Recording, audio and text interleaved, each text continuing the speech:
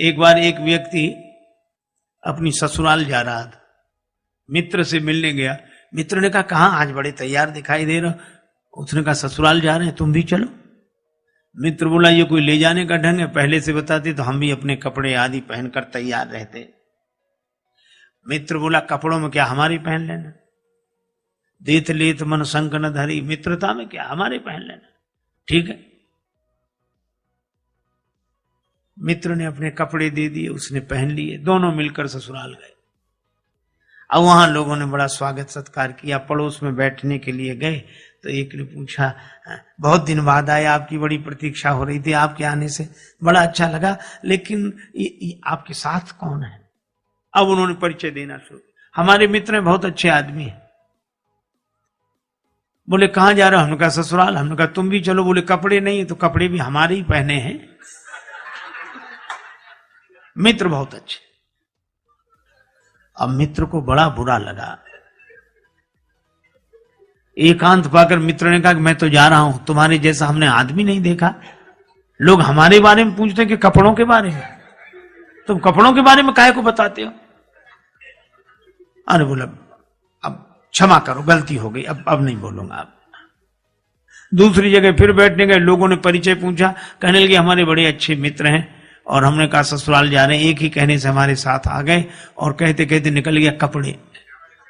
अब कहा कि मित्र फिर डांटेगा कि ये कपड़े, तो लोगों ने कहा कपड़े क्या कपड़े, तो बोले कपड़े ये इनके अपने हैं, ये खुद के कपड़े पहने हैं, खुद के अपने अपने। और लोगों ने सोचा कपड़े तो सब खुद के पहनते हैं इसमें। मित्र ने फिर कहा कि अब मैं नहीं रुकूंगा, तुमने फिर कपड़ों के बारे में, तो कहा हमने तो तुम्हारे ही बताए। तो बताए क्यों, लोग हमारे बारे में पूछते कि कपड़ों के बारे में। बोला अब मैं कहूंगा ही नहीं, बिल्कुल नहीं कहूंगा। मित्र फिर रुक गया।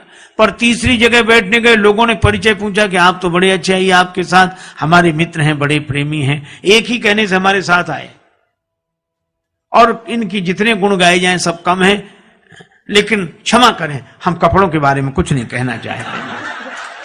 अब फिर कपड़े, अभी भीतर भरे कपड़े। हम जो चीज खाएंगे डकार में गंध भी तो उसी की आएगी, तो भीतर जो भरा हो वही बाहर दिखेगा।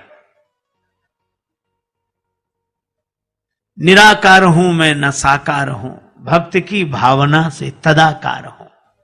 भक्त मुझे जिस दृष्टि से देखता है वो उसी दृष्टि से मैं दिखाई पड़ता हूं। अपने भाव के अनुसार भगवान का दर्शन होता है। सब भगवान को अलग अलग रूपों में देख रहे हैं, अलग अलग भावना से देख रहे हैं। कोई प्रेम से भर रहे हैं, कोई भय से भर रहे हैं। ये भी दे रहा जाए जस भाव, जिसको जैसी भावना रहे। राम जी से अधिक राम जी के दास की महिमा। मैंने एक संत के मुख से सुना था, एक बार एक दंपति पति पत्नी मेले में गए। अब मेला में उनका मेल बिछुड़ गया, ऐसा भीड़ का रेला, पति एक तरफ पत्नी एक तरफ। अब दोनों एक दूसरे को ढूंढे, तो ऐसे मौके का फायदा उठाने वाले लोग चूकते कहां। राम जी का मंदिर था सामने। पुजारी बोला क्या बात है। बोले बहुत ढूंढ रहे हैं, पत्नी यहीं कहीं खो गई। अरे बोले भगवान से प्रार्थना करो, चलो। बड़े संपन्न आदमी थे, पुराने जमाने की बात। एक थाल में लड्डू मंगा कर रख लिए, 500 रुपए रख दिए, और प्रार्थना करने लगे, अब तो रघुनाथ कृपा कर दो, घरनी को लगे न बिना घरनी को। अब सामने हनुमान जी का मंदिर था, वो अलग। हनुमान जी के मंदिर के पुजारी ने सोचा कि इतने लड्डू और रुपया सब उधर ही जाएगा, इधर आता तो ठीक रहता। तो वहीं से बैठे बैठे बोला सेठ जी वहां क्यों चले गए, यहां आओ। इशारे से बोला यहां आओ। सेठ जी थाल लिया वो इते, कर दे ये कृपा जो लला अंजनी को। हनुमान जी के पास ले आओ, काम बन जाएगा। कपिराज से प्रीत विनीत करो, फिर से मुख देख सको पत्नी को। सेठ जी बोले कैसी बात करते हो, हनुमान जी तो सेवक हैं, राम जी तो इनके स्वामी हैं, हम सीधे स्वामी के पास पहुंचे, सेवक के पास आने की क्या जरूरत है, राम जी कर सकते हैं सब कुछ।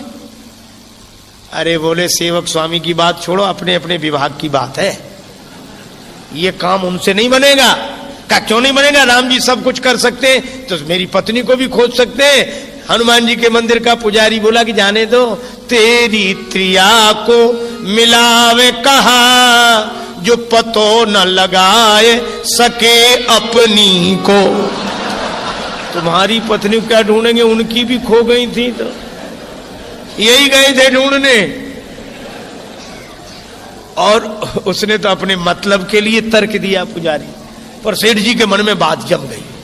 हनुमान जी के मंदिर पर आए, सचमुच उनकी पत्नी भी आ गई वहीं दर्शन के लिए। सबके मुख से निकला कि भाई विनोद में ही सही, पर राम ते अधिक राम कर दासा। हनुमान जी की आज भी पूंछ है, लेकिन ये पूंछ है क्यों?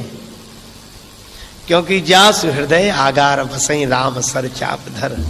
अभिमान हृदय में रखने वालों की पूंछ नहीं रहती, भगवान को हृदय में रखने वालों की पूंछ रहती है।